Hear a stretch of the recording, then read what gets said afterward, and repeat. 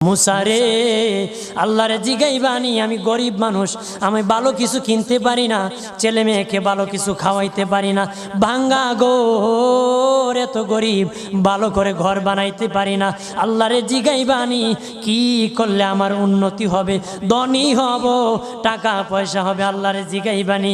আল্লাহ মুসা নবী কই ঠিক আছে, আল্লাহরে জিগাইব তুমি কেমনে ধনী হইবা।